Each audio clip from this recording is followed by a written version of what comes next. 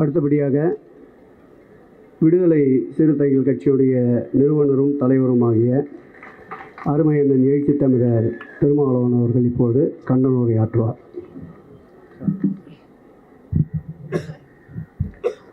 இந்த அறப்போராட்டத்தை ஒருங்கிணைத்து வெற்றிகரமாக நெறிப்படுத்தி கொண்டிருக்கிற மாண்புமிகு அமைச்சர் அண்ணன் சேகர்பாபு அவர்களே,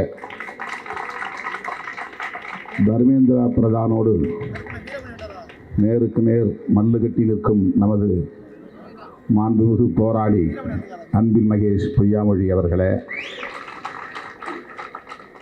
மேடையில் அமர்ந்திருக்கும் தலைவர் பெருமக்களே, திரளாக கூடியிருக்கும் தமிழ் சொந்தங்களே,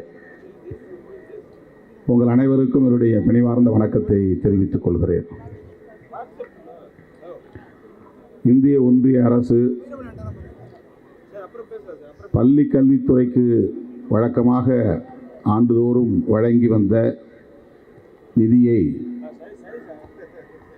தற்போது நிறுத்தி வைத்திருக்கிறது. இதனையொட்டி மாண்புமிகு அமைச்சர் அன்பில் மகேஷ் பொய்யாமொழி அவர்கள்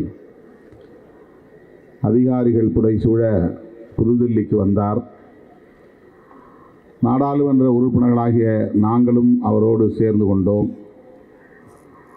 தர்மேந்திர பிரதான் என்கிற அந்த ஒன்றிய அமைச்சர் அவரை நேரிலே சந்தித்தோம். தேசிய கல்விக் கொள்கையின்படி புதிதாக அறிவிக்கப்பட்டிருக்கிற பிஎம் ஸ்ரீ என்கிற பெயரில் உருவாக்கப்பட்டு வருகிற பள்ளிகளை தமிழ்நாட்டில் திறக்க வேண்டும். அதன்படி தமிழ்நாட்டு பிள்ளைகளுக்கு இந்தி கற்றுத்தர வேண்டும். இதற்கு நீங்கள் உடன்பட்டால் மட்டுமே நிறுத்தி வைத்திருக்கிற இந்த நிதியை நாங்கள் விடுவிப்போம் என்று சொன்னார். நம்முடைய அமைச்சர் அன்பில் மகேஷ் அவர்கள் அதற்கு உடன்படாமல் தன்னுடைய எதிர்ப்பை பதிவு செய்துவிட்டு தமிழகத்திற்கு திரும்பிவிட்டார். பல மாதங்கள் உருண்டோடிய நிலையில் அண்மையிலே காசியில் நடைபெற்ற நிகழ்ச்சி ஒன்றில் பங்கேற்ற தர்மேந்திர பிரதான் தமிழ்நாடு அரசை கண்டிக்கிற வகையில் கருத்து சொல்லியிருந்தார். அதை அனைவரும் அறிவோம். உடனடியாக நம்முடைய அமைச்சர் அவர்களும் சரி, மாண்புமிகு முதல்வர் அவர்களும் சரி, அந்த அமைச்சரின் ஆணவத்தை சுட்டிக்காட்டி கண்டித்தார்கள். தமிழ்நாட்டில் உள்ள பெரும்பாலான கட்சிகள், திமுக கூட்டணி கட்சிகள் மட்டுமின்றி அனைவருமே அதை கண்டித்திருக்கிறோம். ஆனால் அவர்கள் இன்னும் பிடிவாதத்தோடு நிதியை தர முடியாது என்று ஆணவத்தோடு சொல்லுகிற நிலையை பார்க்கிறோம். இந்த நிலையில்தான் அண்ணன் தளபதி தமிழக முதல்வர் அவர்களின் ஆணைப்படி இந்த அடையாள ஆர்ப்பாட்டம் இன்றைக்கு தொடங்கி இருக்கிறது. அமைச்சர் அன்பில் மகேஷ் அவர்கள் மீண்டும் ஒரு மொழிப்போரை சந்திக்கும் நிலை ஏற்படும் என்று கூட எச்சரித்திருந்தார். அந்த எச்சரிக்கையை சொல்லுகிற அறப்போர் தான் இங்கே தொடங்கி இருக்கிறது. தமிழ்நாடு மீண்டும் ஒரு மொழி போராட்டத்தை சந்திக்கும் நிலை ஏற்படும் என்று அவர்களை எச்சரிக்கிற ஒரு அறப்போராட்டம் இது. ஏற்கனவே சர்வசிக்ஷா அபியான் என்ற பெயரில் ஒரு அனைவருக்கும் கல்வி திட்டம் நடைமுறையில் இருந்தது. ஆசிரியர்களுக்கான பயிற்சி திட்டம் நடைமுறையில் இருக்கிறது. இது போன்ற ஒரு 3 கல்வி திட்டங்களை எல்லாம் இணைத்துதான் இப்போது அவர்கள் சமக்ரா சிக்ஷா என்ற பெயரில் கல்வி திட்டத்தை பெயர் மாற்றம் செய்திருக்கிறார்கள். ஒருங்கிணைந்த கல்வி திட்டம். அது ஏற்கனவே நடைமுறையில் இருக்கிறது. நாமும் நடைமுறைப்படுத்தி வருகிறோம். தமிழ்நாடு அரசு அதை கடைபிடித்து வருகிறது. அதற்கு உரிய நிதி வழங்கப்பட வேண்டும். இப்போது அவர்கள் அறிவித்திருப்பது PM ஸ்ரீ என்கிற பள்ளிகள். இந்த பள்ளியை நாம் திறந்தால், அதை நடைமுறைப்படுத்தினால், கட்டாயம் 3 மொழிகளை பிள்ளைகள் கற்றாக வேண்டும். அதில் இந்தி கட்டாயம், தமிழ் நம்முடைய தாய்மொழி. அவர்கள் போனா போகட்டும், உங்கள் தாய்மொழியையும் கற்றுக்கொள்ளுங்கள் என்று இரக்கம் காட்டியிருக்கிறார்கள். தாய்மொழியையும் கற்றுக்கொள்ளலாம். ஆங்கிலமோ அல்லது ஏதேனும் ஒரு இந்திய மொழியை 3ஆவதாக கற்றுக்கொள்ளலாம். அவர்களுடைய பார்வையின்படி இந்தி என்பதுதான் முதன்மையானது, கட்டாயமானது. தாய்மொழி அந்தந்த மாநிலத்தை சார்ந்த மக்கள் அவரவர் பேசும் தாய்மொழியை கற்றுக்கொள்ளலாம். அதுவும் கட்டாயம் கிடையாது. விரும்பினால் தாய்மொழியை கற்றுக்கொள்வதோடு இன்னொரு இந்திய மொழியையும் கற்றுக்கொள்ள வேண்டும். இன்னொரு இந்தி மொழி, மலையாளத்தை கற்றுக்கொள்ளலாம், கன்னடத்தை கற்றுக்கொள்ளலாம், தெலுங்கை கற்றுக்கொள்ளலாம். அடிஷனலாக கூடுதலாக ஒரு மொழியை கற்றுக்கொள்ள வேண்டும். இந்த மும்மொழி திட்டத்தை அவர்கள் திணிப்பதற்கு என்ன காரணம் என்றால், இந்தியா முழுவதும் ஒரே மொழியை பேசுகிற ஒரு நிலையை உருவாக்க வேண்டும். ஆங்காங்கே அவரவர் தாய்மொழியை பேசுவதில் எங்களுக்கு எந்த பிரச்சனையும் இல்லை. நீ எந்த தாய்மொழியை பேசினாலும் இந்திதான் இந்தியாவின் தாய்மொழி, அதை பேசியாக வேண்டும், அதை கற்றாக வேண்டும். ஒரே தேசம் ஒரே மொழி, அதுதான் அவருடைய கொள்கை.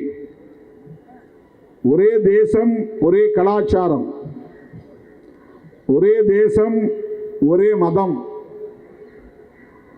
ஒரே தேசம் ஒரே ஆட்சி, ஒரே தேசம் ஒரே கட்சி. இதுதான் அவர்களின் இறுதி இலக்கு. இந்தியா என்பது ஒரு நாடு. அந்த இந்தியா நாட்டுக்குள் ஒரே மதம்தான் இருக்க வேண்டும். அது அவர்களின் இலக்கு. இந்தியா என்பது ஒரே நாடு. அந்த இந்தியாவுக்குள் ஒரே கலாச்சாரம் தான் இருக்க வேண்டும். அது அவருடைய இலக்கு. ஒரே மாதிரி தான் எல்லாம் உடை உடுத்தணும், ஒரே மாதிரி தான் எல்லாம் உணவு எடுத்துக்கொள்ள வேண்டும், ஒரே மாதிரி தான் கலாச்சாரத்தை பின்பற்ற வேண்டும். இந்தியா என்பது ஒரே நாடு, ஒரே மொழிதான் பேச வேண்டும். தமிழ் உன் தாய்மொழியாக இருக்கலாம், ஆனால் நீ இந்தி படிக்கவும் பேசவும் கற்றுக்கொள்ள வேண்டும். தமிழை அவர்கள் பிராந்திய மொழி என்கிறார்கள், இந்தி இந்தியாவின் மொழி என்கிறார்கள். இது எவ்வளவு பெரிய அபத்தம் என்பதை எண்ணி பார்க்க வேண்டும். தமிழ் பிராந்திய மொழி என்றால், வட்டார மொழி என்றால், இந்தியும் வட்டார மொழிதான். அது சில மாநிலங்களில் மட்டும்தான் பேசப்படுகிறது. இந்தியை தாய்மொழியாக கொண்டவர்கள் வடக்கே ஒரு சில மாநிலங்களில் மட்டும்தான் இருக்கிறார்கள். ராஜஸ்தான் என்பது இந்தியை தாய்மொழியாக கொண்டவர்களின் மாநிலம் அல்ல. ராஜஸ்தானி என்கிற மொழியை தாய்மொழியாக கொண்டவர்கள் பேசுகிற மாநிலம் அது. பீகார் என்பது இந்தியை தாய்மொழியாக கொண்டவர்களின் மாநிலம் அல்ல. பீகாரி என்கிற ஒரு மொழி அவர்களுக்கான தாய்மொழி இருக்கிறது. இப்படி அந்த பகுதியில் இருக்கிற அந்த சென்ட்ரல் பிராவின்ஸ் என்று சொல்லப்படக்கூடிய மத்திய இந்தியா பகுதியில் உள்ள மாநிலங்களை அவர்களின் தாய்மொழியை இன்றைக்கு சிதைத்து விட்டார்கள், அழிந்து விட்டது. 1951 ராஜஸ்தானில் ராஜஸ்தானி பேசியவர்கள் 80 விழுக்காடு இருந்தார்கள். இந்தியை பேசுகிறவர்கள் 20 விழுக்காட்டுக்கும் குறைவாக இருந்தார்கள். ஆனால் இன்றைக்கு நிலை என்னவென்றால், ராஜஸ்தான் மாநிலத்தில் இந்தியை பேசுகிறவர்கள் 80 விழுக்காடு மாறிவிட்டார்கள். அவர்களின் தாய்மொழியான ராஜஸ்தானியை பேசுகிறவர்களின் எண்ணிக்கை குறைந்து விட்டது. இப்படித்தான் அதை ஒட்டியுள்ள எல்லா மாநிலங்களிலும் அவர்களின் தாய்மொழியை சிதைத்துக் கொண்டிருக்கிறார்கள். இந்தி என்பது அடிப்படையில் ஒரு மொழியே அல்ல. வெவ்வேறு மொழிகள் இங்கே பேசப்படுகின்றன. அவையெல்லாம் இன்றைக்கு இந்தியாக மாற்றப்பட்டிருக்கிறது, அழைக்கப்படுகிறது. தமிழுக்கு எழுத்து இருப்பது போல் இந்திக்கு தனியே எழுத்து கிடையாது. தேவநாகரி ஸ்கிரிப்ட் என்பது பல மொழிகள் பயன்படுத்துவதற்கான ஒரு எழுத்து முறை. அது இப்போ மலேசியா போனீங்கன்னா மலேசியாவில் மலாயான்னு ஒரு மொழி பேசுகிறாங்க. ஆனால் அவங்க பயன்படுத்தக்கூடிய ஸ்கிரிப்ட் வந்து மலாயா ஸ்கிரிப்ட் கிடையாது, இங்கிலீஷ் தான் பயன்படுத்துகிறாங்க. இங்கிலீஷில் தான் இப்போ நம்ம வணக்கம்னு போடும்போது VANAKKM போடுறோம் இல்லையா, வணக்கம். தமிழில் வணக்கம்ங்கிறது வேற, இங்கிலீஷில் வணக்கம்ங்கிறது அந்த இங்கிலீஷ் எழுத்தை நம்ம பயன்படுத்துகிறோம். அந்த மாதிரி தேவநாகரி என்கிற ஒரு ஸ்கிரிப்ட் எல்லோருக்கும் பயன்படுகிற, பல மொழிகளுக்கு பயன்படுகிற ஒரு பொது எழுத்து முறை. அது போஜ்பூரி அப்படின்னு ஒரு மொழி இருக்கு, மைதிலி அப்படின்னு ஒரு மொழி இருக்கு, கடுவாலி என்று ஒரு மொழி இருக்கிறது, சாந்தலி என்று ஒரு மொழி இருக்கிறது. இந்த மாதிரி நூற்றுக்கணக்கான மொழிகளை அழித்து அந்த மாநிலங்களில் இருக்கிற மக்களின் பூர்வீக குடிகளின் தாய்மொழிகளை சிதைத்து இந்தியை அவர்கள் பேசுகிற நிலையை உருவாக்கி விட்டார்கள். இப்போ அந்த பகுதியில் இருக்கக்கூடிய வெறும் பேச்சு மொழியாக மாறிவிட்டது போஜ்புரி. அந்த தலைமுறை அழிந்தால் அதுக்கு பிறகு ஒரு 20 தலைமுறைக்கு பின்னால் வெறும் இந்தி மட்டும் தெரிந்த தலைமுறை தான் இருக்கும். இந்த போஜ்பூரிங்கிற மொழியை பேசக்கூடிய மக்கள் இருக்க மாட்டார்கள். அந்த நிலையை தமிழ்நாட்டில் உருவாக்க நினைக்கிறார்கள். தமிழ் என்பது இந்தியாவின் ஒரே மொழியாக இருந்த காலம் ஒன்றுண்டு. இந்தியா முழுவதும் பேசப்பட்ட மொழி தமிழ் மொழி. வட இந்தியாவிலும் தமிழர்கள் வாழ்ந்தார்கள். அவர்கள் அக்காலத்தில் நாகர்கள் என்று அழைக்கப்பட்டார்கள். இனக்கலப்பு ஏற்பட்ட பிறகு மொழி கலப்பு ஏற்பட்டு புதிய புதிய மொழிகள் உருவாயின. அப்படி உருவானதுதான் தெலுங்கு, மலையாளம், கன்னடம் என்பது கூட. சமஸ்கிருதம் கலந்த பிறகு உருவான மொழிகள். இந்தியையும் பிற்காலத்தில் இவர்கள் அழித்துவிட்டு சமஸ்கிருதமே இந்தியாவின் தாய்மொழி என்று ஆக்குவதற்கு முயற்சிப்பார்கள். அதுதான் அவர்களின் அல்டிமேட் எய்ம். இன்றைக்கு நாடாளுமன்றத்தில் தமிழ் பேசுகிறவர்கள் இருப்பதனால் தமிழில் இன்டர்பிரேஷன் சொல்லுவது சரி. மலையாளம் பேசுகிறவர்கள் எம்பிக்களாக இருப்பதனால் சமகாலத்தில் மலையாளத்திலே ஒருவர் பேசுகிற போது பிற மொழிகளில் அது மொழியாக்கம் செய்யப்படும். அதை ஆங்கிலத்திலே இன்டர்பிரேஷன் என்று சொல்வார்கள், டிரான்ஸ்லேஷன் அல்ல. டிரான்ஸ்லேஷனா வார்த்தைக்கு வார்த்தை மொழிபெயர்க்கணும். இன்டர்பிரேஷன்னா யூகத்தின் அடிப்படையில் இதுதான் திருமாவளவன் பேசினாரு தமிழில் அப்படின்னு அவன் இந்தியில் சொல்லுவான். அதில் சில கண்டென்ட் மட்டும் போகும். அப்படி கம்ப்ளீட் டிரான்ஸ்லேஷன் இருக்காது, முழுமையான மொழிபெயர்ப்பு இருக்காது. நாம் சொல்கிற நகைச்சுவையெல்லாம் அதில் போகாது.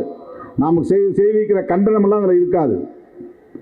அவங்க அந்த மாதிரி நகைச்சுவையாக பேசுனாங்கன்னா நமக்கு தெரியாது இங்கிலீஷில் வென்றால் இன்டர்பிரேஷன் பண்ணும்போது. இப்போ சமஸ்கிருதம் பேசக்கூடிய எம்பிக்கள் அங்கே யாராவது இருக்கிறாங்களான்னா இல்லை. ஆனால் சமகாலத்தில் சமஸ்கிருதத்தையும் நாங்கள் மொழிபெயர்ப்போம் அப்படின்னு ஒரு இன்டர்பிரேட்டர் போட்டு வச்சுக்கிறாங்க. பேசுறதுக்கு ஆளே இல்லாத மொழிக்கு புதிதாக ஸ்பீக்கர் அந்த ஓம் பிர்லா அவர் அறிவிப்பை செய்து அறிவிப்பது கூட்டத்தொடரில் தமிழ்நாட்டிலிருந்து 40 நாடாளுமன்ற உறுப்பினர்கள் போகிறோம்.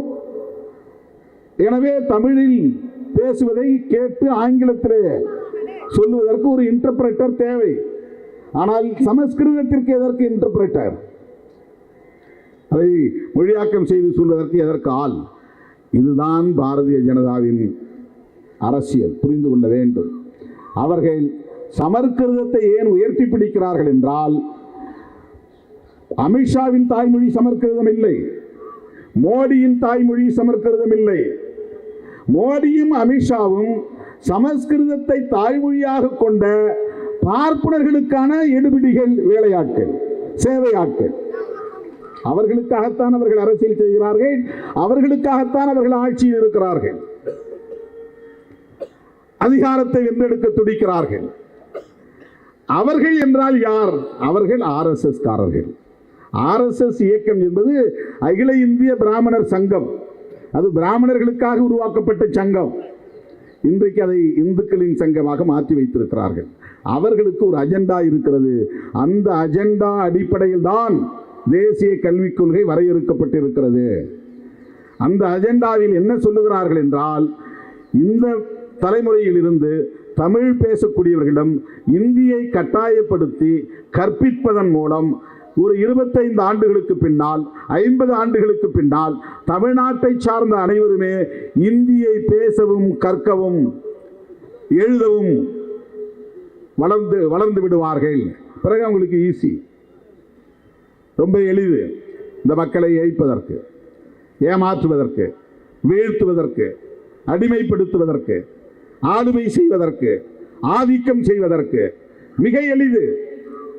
1965 இந்திய எதிர்ப்பு போராட்டம் நடக்காமல் இருந்திருந்தால் நாம் எல்லோரும் இந்தி பேசக்கூடியவர்களாக மாறியிருப்போம். நாம் எல்லோரும் இந்தி தெரிந்து பேசக்கூடியவர்களாக ஆகியிருந்தால் மோடி வித்தை இங்கே எடுபட்டிருக்கும்.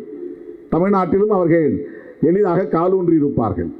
தமிழ்நாட்டிலே இன்றைக்கும் மோடி வித்தை எடுபடாமல் இருப்பதற்கு காரணம் 1965 நடைபெற்ற இந்திய எதிர்ப்பு போராட்டம் தான். அந்த போராட்டத்திலே உயிர் துறந்த மொழி போராளிகளின் தியாகம் தான் காரணம். இங்க வந்து 1-2 எழுத்த டெலிபிராம்டர்ல பார்த்து தமிழை படிக்கிறார். அவர் இந்தியில எழுதி கொடுக்குறாங்க, அது டெலிபிராம்டர்ல ஓடுது, அதை பார்த்து அவர் படிக்கிறார். பாரதியார் பாடல், திருக்குறள், இதெல்லாம் நம்மளை ஏய்க்கிறதுக்காக. அவர் வணக்கம் சொல்லிட்டா நாம் ஏமாந்து உடனே ஓட்டு போட்டுருவோமா? அவர் திருக்குறளை படித்தார்னா நம்முடைய மக்கள் ஏமாந்து உடனே அவருக்கு ஓட்டு போட்டுருவாங்களாம். எவ்வளவு மாய்மால வித்தைகளை இந்த மக்களிடத்தில் காட்டிக் கொண்டிருக்கிறார்கள். திராவிட இயக்கங்களும் திராவிட முன்னேற்ற கழகத்தின் தலைமையிலான கூட்டணி கட்சிகளும் இருக்கிற வரையில் அவர்களின் ஜம்பம் இங்கே பலிக்காது, அவர்களின் மாய்மால வித்தைகள் எடுபடாது என்பதை தெரிவித்துக் கொள்ள கடமைப்பட்டிருக்கிறோம். அண்ணாமலை சொல்றார், அறிவாலயத்தில் வந்து செங்கல் தான் உருவ போறாராம். அந்த வரலாறு அவருக்கு தெரியாது. அப்பதான் அவர் சின்ன பிள்ளையா இருந்திருப்பார். அறிவாலயம் உருவான வரலாறு அவருக்கு தெரியாது. பேச நேரம் இல்லை, நிறைய தலைவர்கள் இருக்கிறார்கள். நீங்கள் என்ன பகிர்ந்த முயற்சி எடுத்தாலும் தமிழ்நாட்டில் உங்களால் காலூன்ற முடியாது, வேரூன்ற முடியாது. உங்கள் வாளை ஒட்ட நறுக்குவோம் என்பதை தெரிவித்துக் கொள்ள கடமைப்பட்டிருக்கிறோம். நீங்க எவ்வளவு பேரை ஏவி விட்டாலும், பெரியாருக்கு எதிரான அரசியலை பேசினாலும் இந்த மண்ணில் உங்கள் அரசியல் ஒருபோதும் எடுபடாது. பெரியார் காலத்திலிருந்து இந்த முயற்சி நடக்கிறது, பெரியாரை வீழ்த்துகிற முயற்சி. ஆனால் அது இங்கே எடுபடாது என்பதை தமிழ்நாட்டு மக்கள் உணர்த்தி கொண்டே இருக்கிறார்கள். ஈரோடு கிழக்கு சட்டமன்ற தொகுதி தேர்தல் முடிவும் அதை உணர்த்தி இருக்கிறது. இப்போ இந்தியா டுடே சர்வே சொல்லுகிறது, திமுக கூட்டணிக்கு கூடுதலாக 5% வாக்குகள் அதிகரித்திருக்கிறது. 3.5 ஆண்டு கால ஆட்சிக்கு மக்கள் அளித்திருக்கிற நற்சான்று இந்த ரிசல்ட். ஆகவே தர்மேந்திர பிரதான் அவர்களுக்கு இந்த வரலாறு தெரியாது, தமிழ்நாட்டு மக்களின் உணர்ச்சி தெரியாது, திராவிட இயக்கத்தின் வலிமை தெரியாது, திமுக தலைமையில் இடம்பெற்றிருக்கிற கூட்டணி கட்சிகளின் கொள்கை பிடிப்பு தெரியாது.